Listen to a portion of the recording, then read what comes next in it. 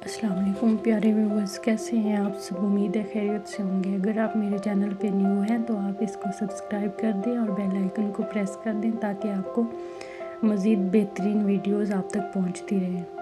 तो आज जो मैं आपको बताने वाली हूँ वो है वज़न से रिलेटेड एक ऐसी चीज़ जो कि मैं आपको बताऊँगी, उसके बाद आपको मज़ीद मोटापे का सामना करने की ज़रूरत नहीं रहेगी। तो ये जो मेरे पास इस टाइम मौजूद है वो है पनीर बूटी।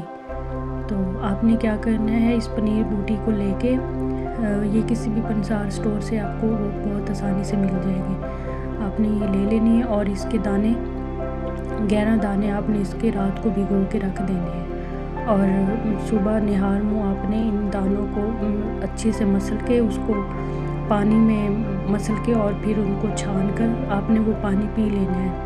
आप रोज़ाना इसको यूज़ करेंगे, 1 महीने के बाद आप देखेंगे कि कितना आपका वज़न कम हो चुका होगा।